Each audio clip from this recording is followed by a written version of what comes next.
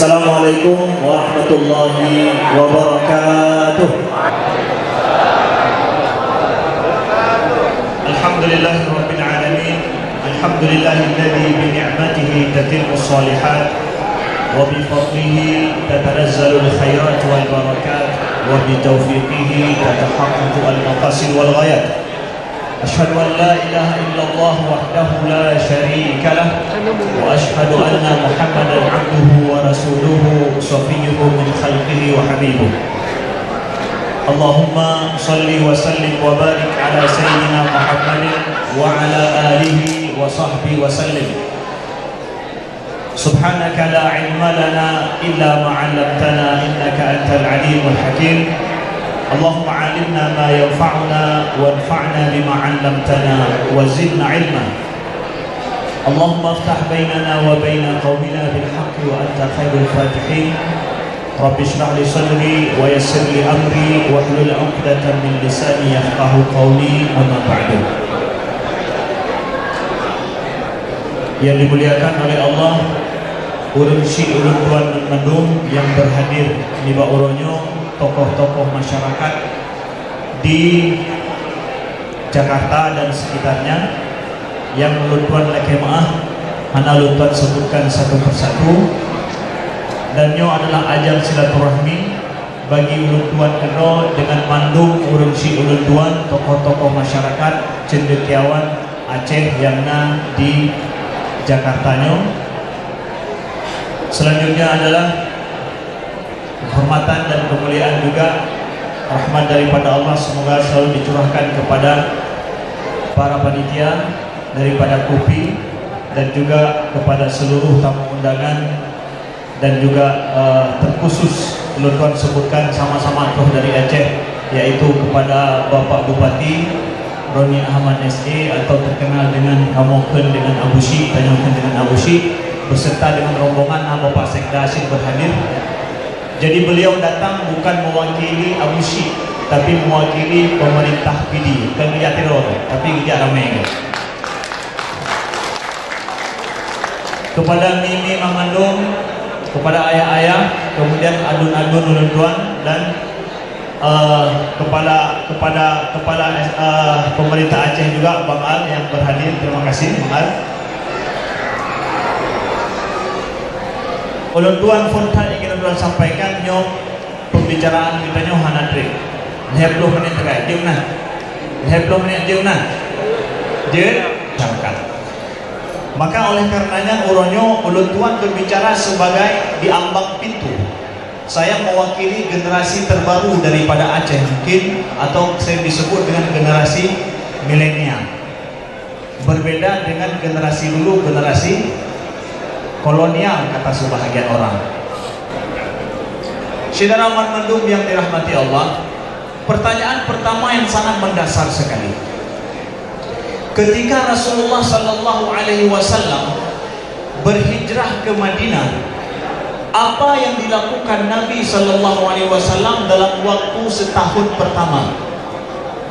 Atau bahkan saya turunkan lagi periodenya dalam 5 bulan pertama menurut para sejarawan. Apa permasalahan yang dihadapi Nabi yang harus beliau selesaikan? Yang kalau seandainya permasalahan ini berhasil Nabi selesaikan, maka sukseslah negara Madinah itu membangun masyarakat muslim dalam wadah sebuah negara yang dipimpin Nabi SAW. Sekarang mari kita bercermin kepada ini. Allah berfirman, A'udzubillahi minasyaitonirrajim. Bismillahirrahmanirrahim. Ya ayyuhan nabi, inna arsalnaka syahidan wa mubasysyiran wa nadhira wa da'iyan ila Allah bi'idnihi wa sirajan munira wa basyiril mu'minina bi anna lahum minallahi ajran bi anna lahum minallahi fadlan kabira. Wahai Nabi, kami telah mengutusmu untuk membawa kabar gembira dan sebagai pemberi peringatan, dan yang menyerukan kepada agama Allah dengan izinnya, wasirajan munira, dan sebagai lampu penerang. Luar biasa fungsi Nabi itu, menjadi lampu penerang. Wa basyiril mukminin, dan berilah kabar gembira wahai Nabi kepada siapa? Kepada orang mukmin bahwa mereka memiliki karunia yang luar biasa di sisi Allah Subhanahu wa taala. Jadi hubungan orang mukmin dengan nabinya itu adalah hubungan yang tidak bisa dipisah. Nabi sebagai penerang, penerang itu datang kepada orang mukmin menjadi derajatnya tinggi dan kurnia luar biasa di sisi Allah. Maka dalam konteks ini saya ingin membahas dalam 5 tahun, dalam setahun pertama, dalam 5 bulan pertama, apa yang dihadapi Nabi SAW. Maka ini juga mohon kepada ujungnya nanti saya akan membicara masalah apa? Masalah kita hari ini tanyo tadu uronyo adalah nyoduk merupakan musyawarah masyarakat PD Aceh dan PD di Jakarta. Saya ingin ini adalah momen kita bicara masalah PD. Bukan bermakna kami orang PD membanggakan diri, maaf, bukan. Tetapi ada kebaikan dari orang PD, mohon kebaikan ini kita ambil dan juga kita sebarkan. Karena sebagaimana disebutkan oleh Musi Penyomono, tokoh-tokoh PD dalam sejarah itu jelas. Tokoh PD itu diakui ada dalam sejarah berkontribusi untuk Aceh dan untuk Indonesia. Jadi bicara masalah PD bukan generasi milenial, tapi bicara masalah PD adalah sebuah sejarah kebudayaan yang sudah turun-temurun, yang harus kita lestarikan sampai hari ini.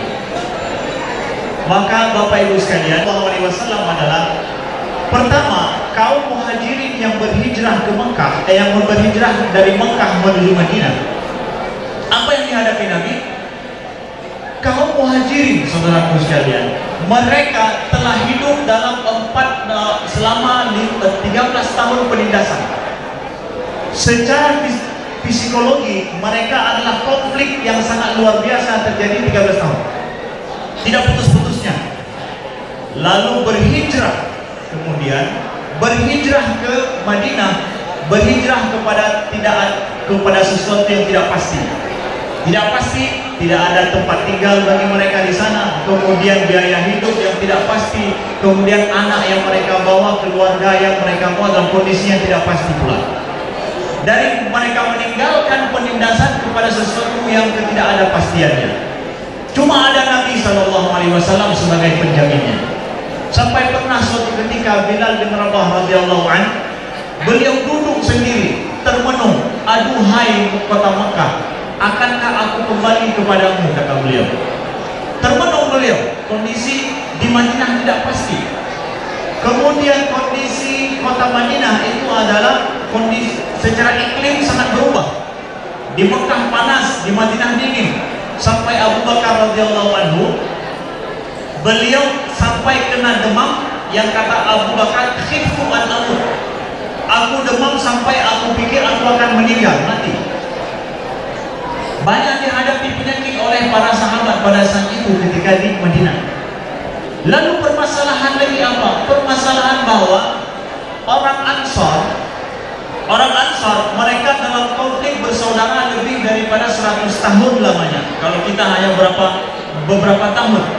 Ansar, Aus dan Khazraj itu berperang lebih daripada 100 tahun, bayangkan. Nah, ketika Nabi hijrah, mereka baru selesai perang saudara 6 tahun lamanya. Baru bernamai selama 6 tahun. Maka generasi orang Ansar itu adalah generasi muda yang tua-tua sudah meninggal dalam perang saudara. Jadi pada saat itu mereka kenal, ini pembunuh ayahku, ini pembunuh ayahku, yang pohai, nawai. Jadi semua itu menyimpan dendam. Itu dihadapi oleh Nabi SAW. Kemudian kondisi kota Madinah yang pasarnya ekonomi dikuasai oleh orang Yahudi. Saudara mengandung, orang Yahudi yang menguasai pasar Madinah. Khususnya adalah Yahudi Bani Qainuqa, kalau kita pernah dengar. Yahudi Bani Qainuqa itu adalah yang memiliki pasar terkenal di Madinah. Semua pasar itu kembali ke situ. Bani Qainuqa. Kemudian kondisi orang Ansar yang secara ekonomi lemah sekali. Mereka harus kasih makan orang muhajirin, harus kasih tempat tinggal untuk orang muhajirin. Daripada ribu, mereka berhijrah bukan sendirian, dengan anak-anak mereka juga. Nah, ketika Nabi berhijrah, beliau menghadapi kondisi yang pelik seperti itu. Maka hari ini Bapak Bupati di PD menghadapi masalah pelik lagi dihadapi oleh Nabi SAW. Di Madinah pada saat itu ada orang Yahudi, ada orang musyrikin lagi, ada orang munafikin lagi. Jadi faksinya itu banyak. Yang mereka ini adalah saling menghancurkan satu sama lain. Di PD 6 Bupati. Lupa Nah Yahudi di PD. Orang munafik nyamuk lah orang. Faksinya berbeda sekali ya. Secara ekonomi juga secara sosial, secara keamanan mengancam. Lebih-lebih masalah keamanan sangat mengancam. Sekarang strategi apa? Saya akan membicarakan hanya 5 hal saja yang dilakukan Nabi dalam waktu 5 bulan. Bukan setahun, 5 bulan dilakukan Nabi SAW. Yang kemudian strategi ini langsung tahun kedua beliau berperang dengan orang musyrikin di Badar. Bayangkan, negara belum dibuat baru setahun umurnya, setelah itu langsung harus menghadapi perang keamanan mengancam dari luar. Strategi apa yang Nabi bangun dalam 5 bulan? 5 hal saja saya akan bicarakan pada hari ini. Ini menjadi cerminan untuk ke depan kita juga. Yang pertama Nabi buat apa? Nabi buat adalah mempersaudarakan antara kaum Muhajirin dan Ansor ini sendiri. Nabi strategi pertama Nabi persaudarakan. Nah, Nabi persaudarakan, Nabi lihat kepada kondisi orang Ansor. Siapa yang punya banyak uang, maka dipersaudarakan dengan orang Muhajirin yang pintar dalam berdagang, seperti Abdurrahman bin Auf dengan Sa'ad bin Rabi'. Sa'ad bin Rabi' punya modal besar, Abdurrahman bin Auf itu adalah seorang tajir yang sangat terkenal. Dipersaudarakan. Kemudian yang ahli fikih seperti Ibnu Mas'ud dari Muhajirin dipersaudarakan dengan Muaz bin Jabal, itu sama-sama ahli fikih secara keilmuan. Kemudian yang pintar berperang, siapa? Seperti Abu Ubaidah bin Jarrah dipersaudarakan dengan siapa? Dipersaudarakan dengan Sa'ad bin Muaz, itu adalah ahli strategi perang. Kemudian yang mempunyai notabene atau latar belakang keluarga nasab yang mulia, itu dipersaudarakan, yaitu seperti Abu Bakar dari Bani Tamim, itu punya nasab yang mulia di kota Makkah, dipersaudarakan dengan nasab yang mulia di kota Madinah, siapa? Kharijah al-Ansari. Itu dilihat oleh Nabi SAW, dan terus begitu. Yang ahli seni juga begitu, seperti Bilal dipersaudarakan dengan Usaid bin Hudair, begitu. Ujungnya Nabi bersaudara dengan siapa? Orang Aus dan Khazraj menanti-nantikan Nabi akan bersaudara dengan Aus dan Khazraj, Aus atau orang Khazraj. Kalau Nabi pilih orang Aus, orang Khazraj mulai kata lo udahnya. Yang Nabi pilih dengan orang Khazraj, orang Aus juga akan berpikir, bagaimana Nabi? Nabi pilih saudara siapa? Semua harus punya saudaranya. Orang Muhajirin. Nabi siapa? Nabi ambil tangan Ali bin Abi Thalib. Wahada akhi, inilah saudaraku, kata Nabi SAW. Siapa? Ali bin Abi Thalib. Nah yang kecewa, kenapa? Keluarga beliau sendiri. Karena Ali yang tidur dalam perjalanan hijrah, inilah saudaraku. Akhirnya Aus dan Khazraj hanya masalah satu, untung yang jauhan kapal adanya. Akan timbul konflik lagi. Nabi tidak menjaga itu, Nabi jaga konflik itu tidak pernah muncul lagi. Setelah dipersaudarakan Nabi, saya bicara masalah apa yang terjadi setelah itu. Bukan cuma saudara-saudara mandang, apa yang terjadi? Orang Muhajirin, orang Mekah terkenal dengan perdagangan, sedangkan orang Ansor mereka pintar bertani. Selama ini orang Ansor bersih lagi umpini. Hinganya cuma dukula bawang, dukula pade, kadang ataupun dukula pisang untuk dukula bagi dia dikli kami cerita. Dan ini dukula itu upeng kami cerita. Anak istana istilah yang butro Medan kini hana begini. Pokoknya dukula bagi dia upeng kas selesai. Orang Muhajirin dari Mekah bilang begini, kami tidak pintar untuk bertani, untuk berkebun, tapi pintar berdagang. Sekarang kami bantu. Ya, Jadi orang Mekah membantu bagaimana mengekspor hasil perdagangan, hasil pertanian dari orang Ansor. Caranya sekarang orang Ansor pakai strategi buat perkebunan yang lebih luas. Nanti hasil yang lebih itu kami yang siap untuk impor ke Mekah, siap untuk impor ke kabilah-kabilah di luar kota Madinah, bahkan ke Syam. Kami punya background itu. Terjadilah di sini kolaborasi yang baik. Kolaborasi yang baik. Komoditi apa sekarang yang dipilih? Komoditi yang dipilih adalah yang dibutuhkan oleh orang Mekah. Apa itu? Potensi Madinah adalah tamar, yaitu korma. Maka Nabi SAW menggalakkan penanaman korma. Pernah Nabi sendiri menanam korma. Ada kebun korma Nabi SAW yang kita tahu, korma Nabi juga. Itu yang ditanam oleh Nabi SAW dengan tangan beliau sendiri, sampai 300 korma lebih. Yang Nabi katakan, jangan ada satu orang pun di antara kalian yang memegang korma ini, biar aku sendiri yang menanamnya. Umar bin Khattab tidak dengar instruksi Nabi, jangan ada yang tanam, biar aku sendiri yang tanam. Kalian bantu untuk buat parit saja atau buat uruk. Bahasa Arab aja, uruk punya bahasa Indonesia aku. Hah? Lobang boleh juga. Lalu Nabi sendiri yang menanam dengan tangannya. Lalu Umar bin Khattab tidak dengar. Akhirnya dia bijak lagi pula sama dia. Kali pula lagi bijak para sahabat. Nabi mengatakan jangan pegang, karena itu Nabi sendiri akan menanamnya. Kali pula kaku. Akhirnya 299 korma Nabi tanam sendiri dengan tangan beliau. Semua tumbuh subur kecuali yang punya Umar bin Khattab radhiyallahu anhu.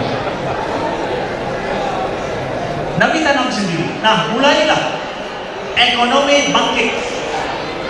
Inoi tanoi pini pun yang ayu, yang pulai tanyo belah. Komoditi inti, potensi pini itu apa? Yang anak batok pun yang nak tanya untuk mulia orangnya hana lagi.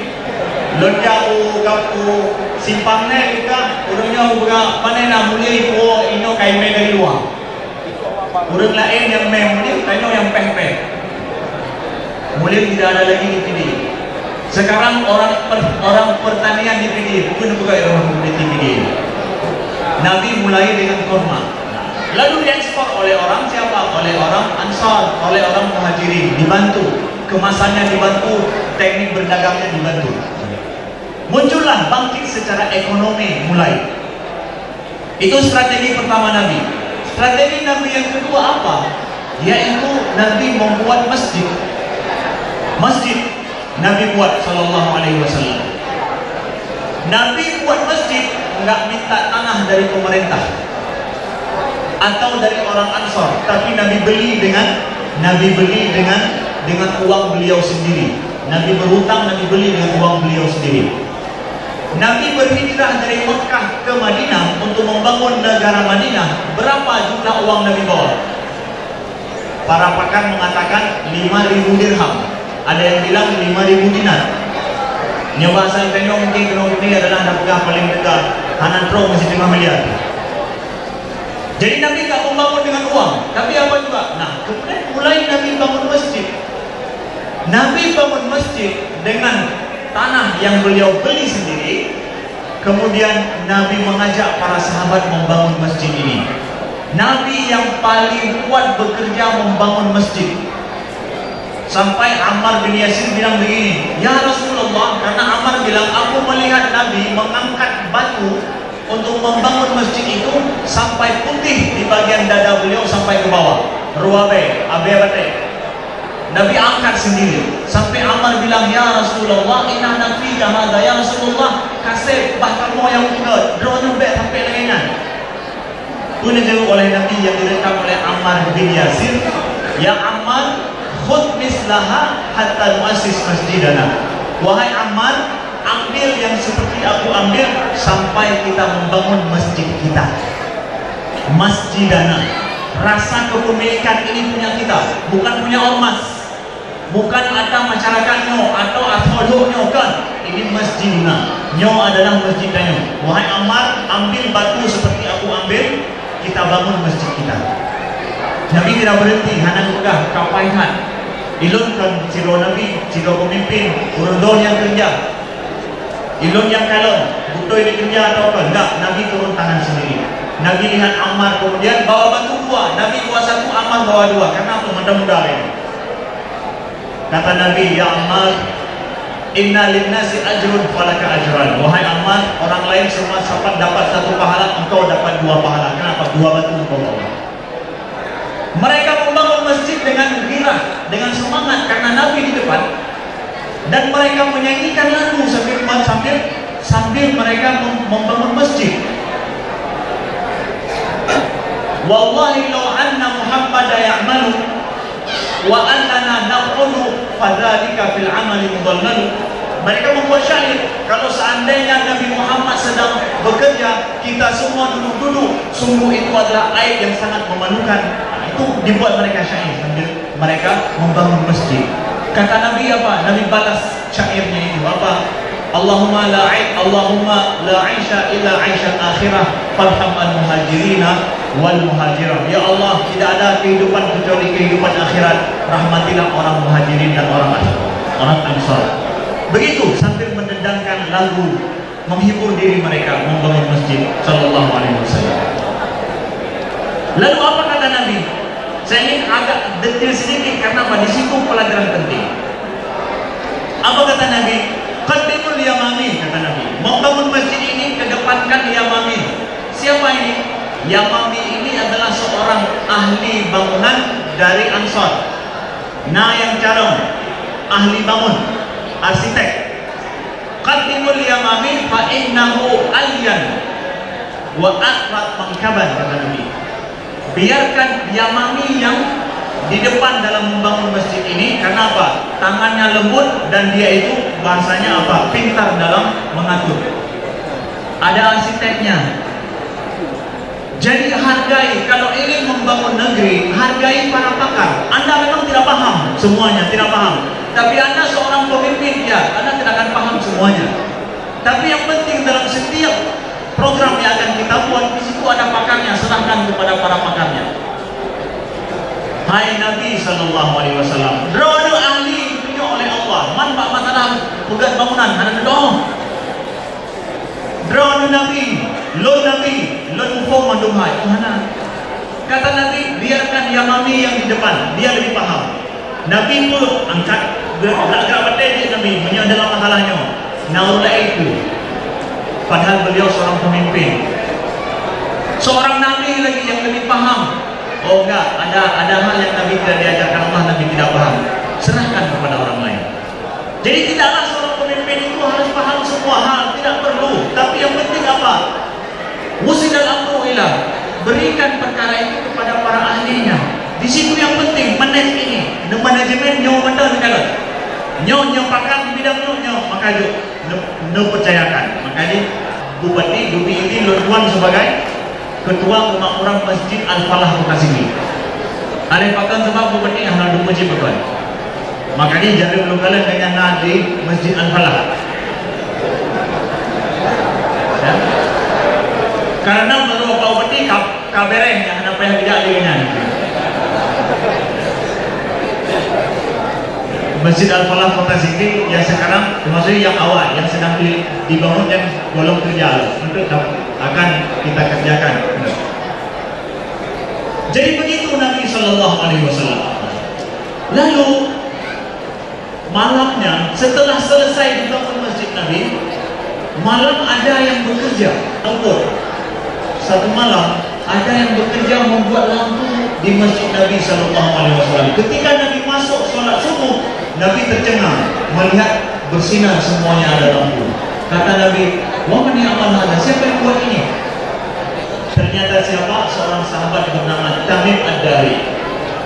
Tamim Ad-Dari, beliau lubang di pulgat ruhum bak binting masjid, bacut mendang, lalu kemudian beliau tahu siraj, lampu yang menyala dengan sendirinya, sehingga kemudian dari situ berpantul ke dalam. Jadi duduk banyak di tina, berhubung bintik, kemudian memantul itu ke arah dalam di semua pojok masjid. Mulailah masjid bersinar. Doa Nabi kepada Tamim Ad-Dari, ya Tamim, laqad anarta masjidana fa anarallahu hayatak. Kata Nabi, wahai Tamim, engkau telah menyinari masjid kami, semoga Allah menyinari kehidupanmu selamanya. Sungguh bahagia hidup beliau. Semua ingin berbuat demi masjid. Kenapa? Ini milik kita. Maka saudaraku sekalian, ada aib satu yang terjadi dalam umat ini. Masjid sekarang itu memisahkan orang, bukan mengumpulkan orang. Kadang kita membuat masjid untuk mengeksiskan perbedaan kita, supaya eksis saja mana kamanggo. Padahal masjid dibuat Nabi untuk menyatukan umat. Tapi hari ini masing-masing tak pegang masjid, draw. Menyedak pegang letanyo, nyo hanya kamanggo. Nyo masalah. Nabi tidak mengajarkan itu. Ini masjid kita semua. Kan cuma orang agam, orang inang roh dalam masjidnya, pegang masjid. Dan bangunan masjid ini itu adalah lembaga kebudayaan dan lembaga sosial baru dan keagamaan yang belum pernah dikenal di Jazirah Arab. Adanya tempat di mana di situ peribadatan dan tempat sosial itu tidak pernah ada sebelumnya. Nabi mulai membuat lembaga baru dalam kehidupan kota Madinah. Di situ ada tempat musyawarah, di situ tempat pendidikan, dan di situ juga tempat bahkan dipakai untuk merawat para yang kena luka kota Madinah ketika berperang. Ada seorang wanita yang ditunjuk Nabi khusus merawat yang luka-luka perang. Siapa namanya? Menyatakannya Mbak Anumir Danyoino. Siapa dia itu yang memprakarsai merawat luka-luka perang dalam perang dunia, dikenal oleh dunia? Ipukah mendung Sonan? Sonan, nah itu anak-anak ada yang tahu? Ibu dari ya apa namanya yang memprakarsai merawat orang luka-luka perang. Tanya pengen ada karena ada juga dalam tibulah yang bahana kita. Kagak cik dengan itu alhamdulillah karena orang kafir. Siapa yang ditunjuk oleh Nabi? Ditunjuk oleh Nabi seorang wanita. Namanya siapa? Rufaidah namanya. Rufaidah itu adalah sahabat ditunjuk Nabi untuk merawat, mengepalai bagian perawatan luka-luka perang. Di mana? Di masjid. Rufaidah namanya. Jadi nyahanan di depan, karena depan nebonan anak dan cucoron Rufaidah. Setelah itu Nabi pilih tempat lain, Nabi buat pasar khusus yang berbeda dengan pasar Banu Qainuqa. Kenapa? Pasar Banu Qainuqa di samping dikuasai oleh orang Yahudi, pasar itu juga terkenal dengan banyak penipu di situ, banyak pembohong, banyak pokoknya macam cara orang pubut, ubum tu merempak peng, mandum naik dengan. Lalu Nabi membuat pasar baru, pasar Madinah, yang hari ini masih ada bekasnya. Pasar Madinah Nabi buat di mana? Nabi pilih tempat langsung pintu masuk kota Madinah, sehingga begitu mudah orang luar untuk berdagang di tempat itu, di tempat yang luas supaya ada tempat menurunkan barang, ada parkingnya lah istilahnya. Nabi pilih tempat yang strategis. Nabi buat pasar di situ. Setelah Nabi pilih tempat, apa? Ya ini penting. Setelah itu pasar yang dibuat oleh Nabi ada berbeda dengan pasar yang lain. Apa sabda Nabi? Nabi pergi ke pasar, Nabi buat kaidah prinsip akhlak di pasar. Apa itu? Man ghasyana falaysa minna. Siapa yang menipu kami di pasar berjualan, maka dia bukan daripada kami sallallahu alaihi wasallam.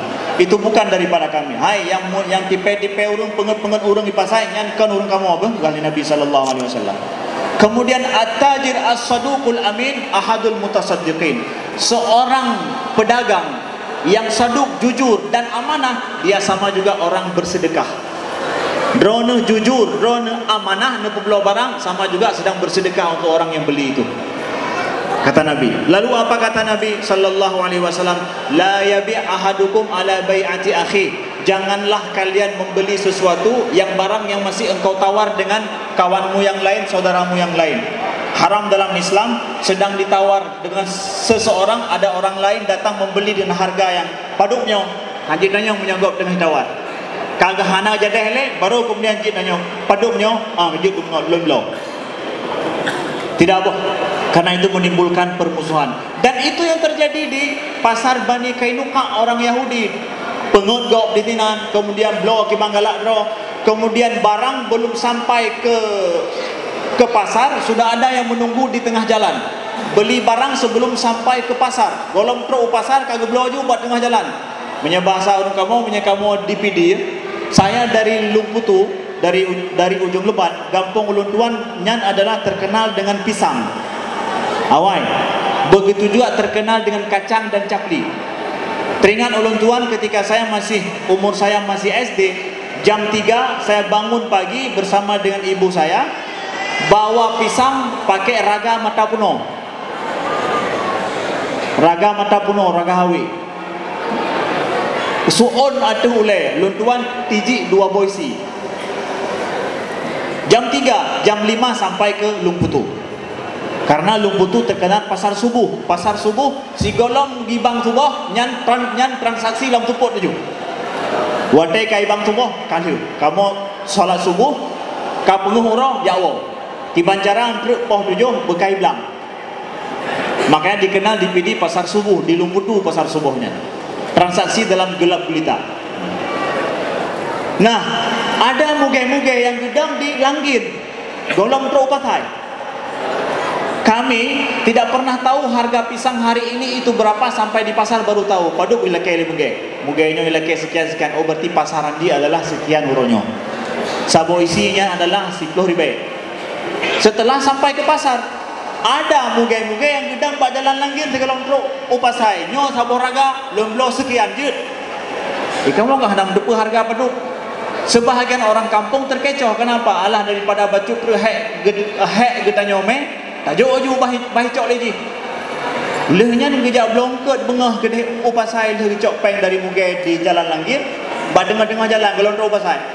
Truk gede ternyata lebih mahal dari yang buku blow buno. Pakan han kumai baju truk kargo peng. Tapi itu terjadi, kata Nabi tidak boleh berjualan seorang membeli di tengah jalan sebelum sampai ke pasar. Enggak boleh di pasar Nabi sallallahu alaihi wasallam. Hanjir menan. Pro pasai disidih ke baru tawar menawar. Kenapa? Baru ketahuan harganya berapa. Tidak ada yang ditipu. Contoh. Nah, Nabi membuat pasar di Madinah dengan akhlak, ada etika. Sehingga Umar bin Khattab radhiyallahu anhu bilang, "Man lam yafqah fi dinina fala yadkhulanna aswaqana." Yang hana mufhum agama kamu, yang enggak paham agama kami, jangan masuk dalam pasar kami. Pasar itu ada akhlak, ada etika yang mengaturnya. Ya, masuk. Sehingga setelah itu pasar Banu Kainuka tutup. Semua beralih ke pasar orang muslimin. Kenapa? Pasar dibangun dengan etika. Pasar di sana bersih. Pasar di sana tidak ada pembohongan, saling trust. Kepercayaan satu sama lain yang sangat tinggi, diawasi oleh Nabi sallallahu alaihi wasallam. Enggak pernah Nabi datang pergi ke tempat orang berjualan. Nabi kalau penuh arwah dia tu di atas Nabi taruh, nampak kering. Ketika penuh yuk kaju basah. Kata Nabi, "Mahada ya sahibul ta'am." Kenapa ini? Kenapa di atas nampak kering, di bawah basah? Kedapatan kan? Inspeksi pasar Nabi buat. Yang berjualan bilang apa? "Ya Rasulullah, asal sama. Ya Rasulullah, itu dia pulang. Mana nak dia? Mana kau bukan boleh pada." Lalu Nabi katakan, "Man ghasyana falaysa minna." Hai, yang tipe kamu. Titik. Nabi bijaknya. Diinspeksi, maka bapak berdiri yang lekat di dirinya, di sini dan perlu inspeksi. Kalaupun hana drone-drone, urung-urung yang percaya untuk kalian kota sini, yang jualan makanan yang sangat tidak sehat, merakyat lekat sini. Yang merusak anak beliau. Di Banda Aceh, ayah saya yang meninggal baru beberapa hari yang lalu, meninggal karena cuci darah. Saya sering pergi ke tempat cuci darah. Anak-anak yang baru SD, SMP mulai cuci darah. Kenapa? Masalah makanan. Orang yang berjualan ingin laba dan untung. Kalau seandainya tidak diawasi orang-orang yang jasyak, orang-orang yang tamak mencari untung ini, yang korban itu adalah rakyat kita sendiri, anak kita sendiri, cucu kita sendiri. Jadi perlu inspeksi. Nabi buat begini.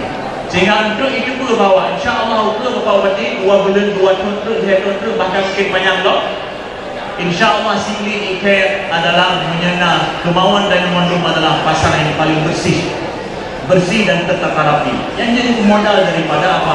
Pasar model pasar syariah. Tidak cuma pasar syariah talat penandingan, tapi juga kebersihan dan pengawasan yang rapi daripada pemerintah itu jadi contoh model juga, tidak masalah.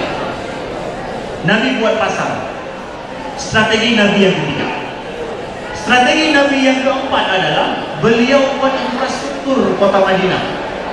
Nabi hubungkan jalan-jalan kota Madinah menuju masjid. Jadi Madinah menjadi sentralnya masjid, yang lain semua jalan di depan masjid menuju ke semua tempat.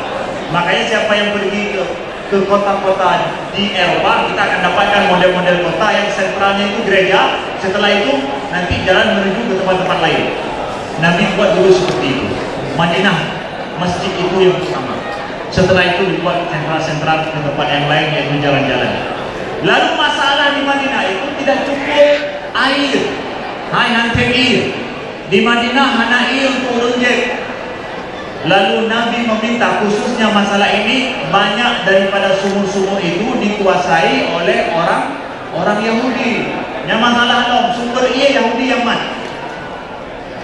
Sehingga kemudian Nabi menyuruh untuk dibuat sumur lain khusus untuk orang Islam. Siapa yang buat? Nabi dengan para sahabat. Nabi turun tangan buat dengan para sahabat. Jadi Nabi hanya nukreh bahwa sona peng nadana iplon lebro debut. Nabi jak gerok, Nabi puh gerok, baru kemudian yang selanjutnya para sahabat membantu. Ada namanya bi'ru Budarah. Ada namanya Bi'ru Aris, dan ada namanya Bi'ru Rumah. Bi'ru Rumah ini adalah sumur-sumur yang Nabi buat. Khusus sumur Bi'ru Rumah ini, itu sumur punya Yahudi yang paling banyak airnya. Yang paunya orang Yahudi tapi paling iya di Madinah, yang paunya orang Yahudi. Bayangkan sisi ketergantungan umat Islam kepada yang lain. Bagaimana Nabi sekarang berpikir kita harus memiliki mandiri daripada kebutuhan inti kita. Maka uronyo, apabila umat Islam mau buat pasar untuk mereka sendiri, salah. Kami tidak membenci orang lain buat pasar, tapi apa salahnya kami umat Islam membuat pasar khusus, komoditi khusus. Kami itu sesama kami, apakah radikal? Kita umat Islam penting, perlu kita pikir kemandirian dalam hal ini, dalam ekonomi, dan ketergantungan hidup kita jangan sampai kepada orang lain. Nabi buat kemudian di rumah, Nabi minta kepada Utsman bin Affan, wahai Utsman, siapa yang sanggup beli sumur rumah ini? So yang itu, men ata Yahudinya nanti sumur rumah. Mahaikannya. Utsman bin Affan memakai logika berdagang beliau. Dia berubah dengan paumangan orang yang. Apakah kamu mau jual sumur ini? Yang paling low cok iya. Kata Yahudi ini, mimpi kamu saya menjual ini, nggak akan pernah saya jual. Jak kira di bahasa tanya, bapak cotrim, halo bublaunya. Orang Islam cok iya Yahudi, yang pauji orang Yahudi, ibu blau iya. Kaya ada Yahudi ya. Besok Utsman balik lagi.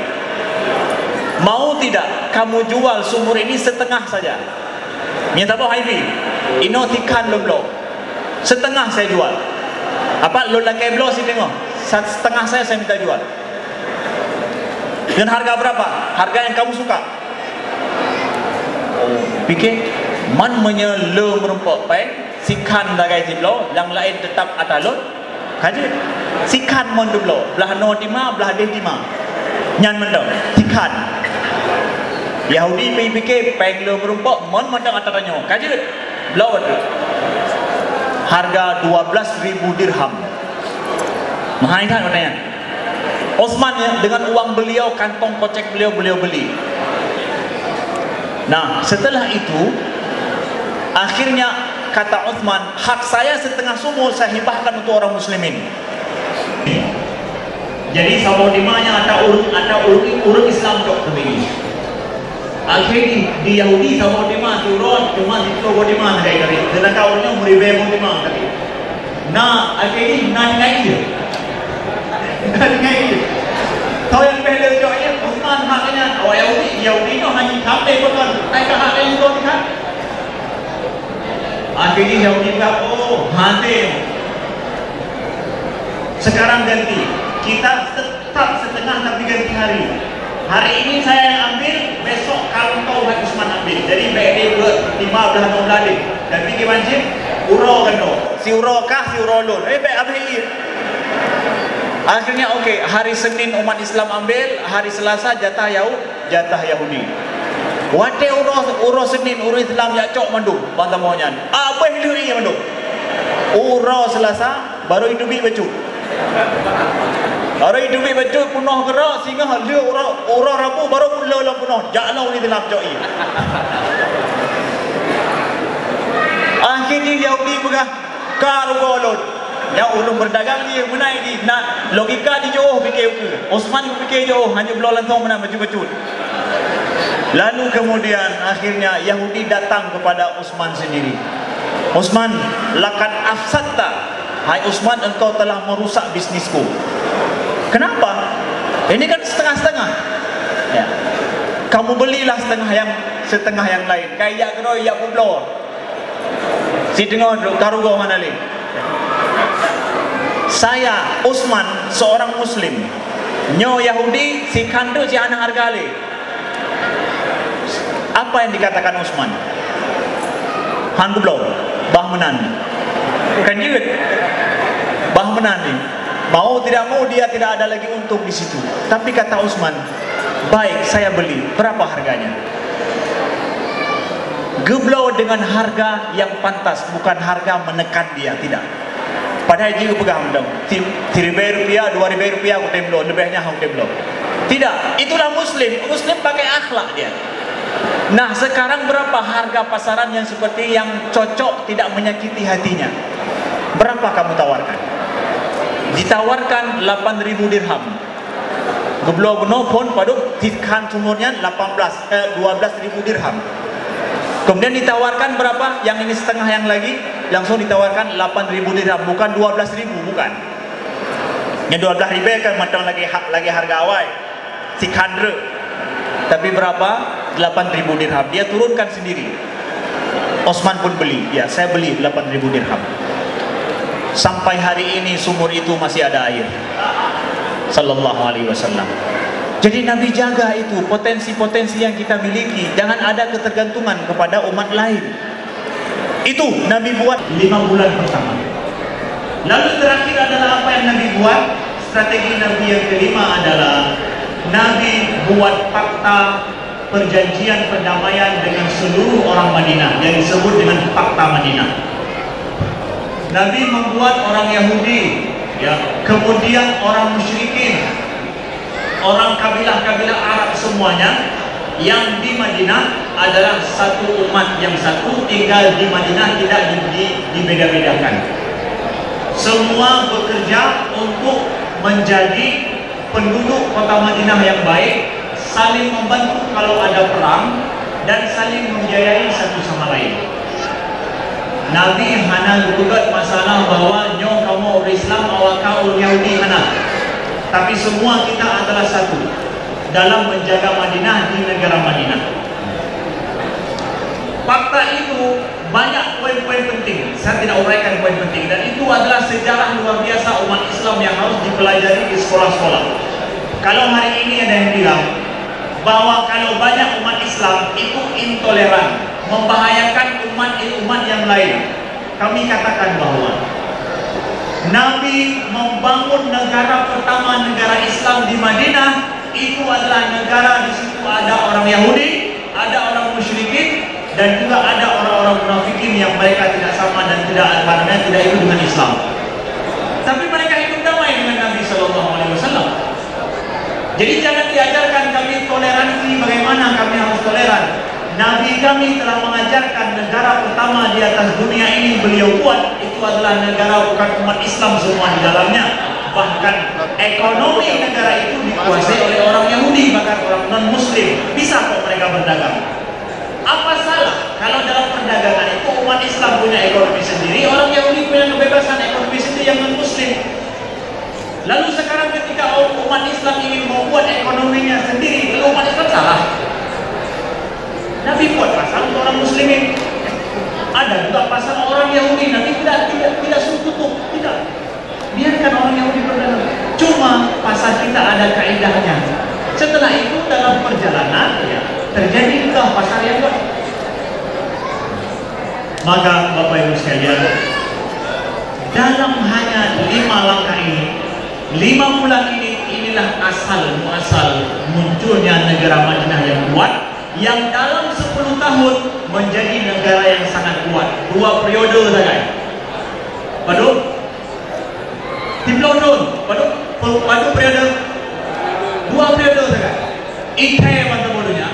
Ketika Umar bin Khattab pada tahun ke-15 berhasil menguasai Persia sampai ke Mesir. Hanya dalam 15 tahun negara Islam di Madinah menguasai dunia. Itu sejarah penting umat Islam. Dan ini sejarah penting PD. 15 tahun. Mungkin PD masyhur ke? Mungkin PD tahu ke? Tunggu PAD pura. Tunggu tempat adanya potensi susah.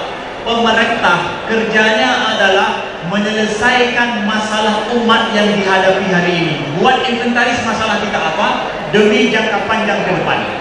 Itulah dia siasat namanya. Itulah siasat.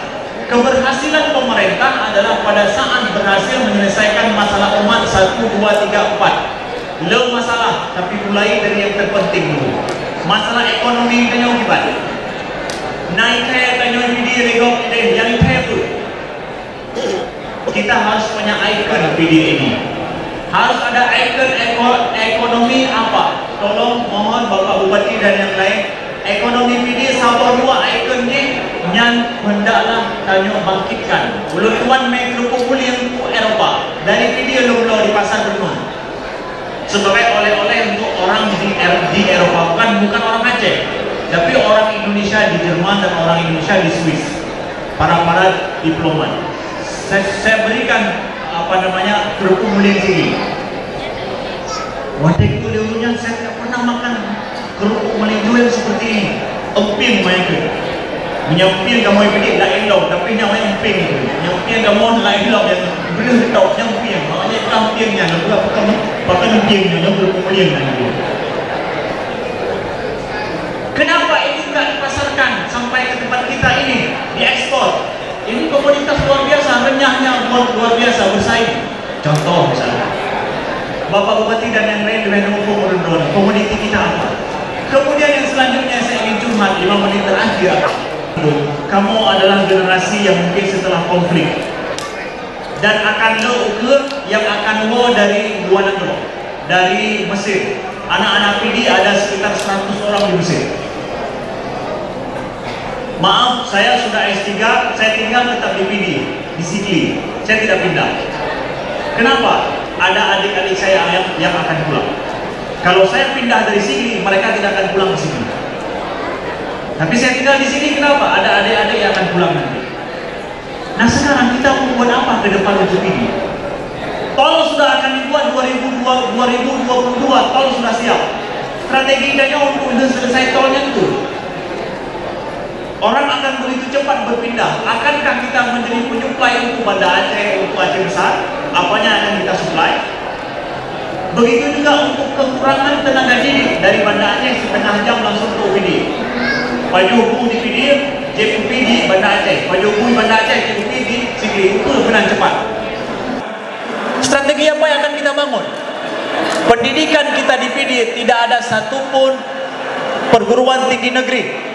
Semua swasta dan semua melempem, semua di bawah. Tidak bisa diandalkan. Tapi urung PD ite lego ulua sebagaimana pakar-pakar kagak pegah gunung. Maka di Jakarta menancip ramai pakar-pakar urung tanya PD. Ino tapi ke pendidikan di PD. Hana salah. PD itu kita buat tempat pendidikan agama yang penting, pendidikan agama yang besar, menjadi situs wisata bahkan. Di situ ada entrepreneurnya, dan di situ ada tempat di mana orang tahu Islam di Aceh. Ulun tuan pegang bawa orang yang dijalakan bernama Islam di Aceh 1 bulan. Ustaz, saya mau belajar Islam di Aceh 1 bulan. Kemana saya pergi? Orang Eropah tidak belajar Islam di Aceh. Ngejawab dia holun me. Mereka orang Eropah mau belajar Islam ke Indonesia. Kemana? Serama Mekah Aceh. Ngejawab dia holun tuan me. Dengan kondisi Eropah hari ini, maaf cakap, tempat belajar Islam ni ija awal Eropah tabgah baik netok acung netok. Malay di galon, ija ba tempat ba WC. Apa kita tidak boleh punya mimpi lebih besar? Kita merancang lebih baik. Siapkan untuk generasi anak-anak kita punya ukur. Sikli pendidikan sangat tertinggal. Kami ada di PD, mohon mudah-mudahan ini ada pembicaraan selanjutnya ukur antara tokoh-tokoh uruci kamu. Begitu juga dengan Bapak Bupati, itu yang kita pegang ukur ke rancangan terbaik untuk kita ke depan. Dia menan? Dia menan? Dia. Mudah-mudahan dia menjadi awal terbaik untuk ke depan. Lutuan lekemah atas segala kekurangan. Karena wadah katruk wadah ibang sampai no mentang, tamu doa sama-sama mudah-mudahan ini menjadi masa yang istijabah. Alhamdulillahirabbil alamin hamdan yuwafi ni'amahu wa yukafi mazidah. Allahumma salli wa sallim wa barik ala sayyidina Muhammadin wa ala alihi wa sahbihi wa sallim. Allahumma ighfir lana dhunubana wa liwalidayna warhamhuma kama rabbayana shaghira. Allahumma ighfir lil muslimin wal muslimat wal mu'minin wal mu'minat al ahya'i minhum wal amwat bi rahmatika ya arhamar rahimin. اللهم اشف مرضانا ومرضى المسلمين وارحم موتانا وموتى المسلمين. اللهم اعز الاسلام والمسلمين. اللهم اعز الاسلام والمسلمين. اللهم اجعل جمعنا هذا جمعا مرحوما وتفرقنا من بعده تفرقا معصوما. اللهم ارنا الحق حقا وارزقنا اتباعه وارنا الباطل باطلا وارزقنا اجتنابه. اللهم يا غني يا حميد اكفنا بحلالك عن حرامك وبفضلك عمن سواك. اللهم إنا نسألك الهدى والتقى والعفاف والغنى. اللهم حبب إلينا الإيمان وزينه في قلوبنا وكره إلينا الكفر والفسوق والعصيان واجعلنا من الراشدين.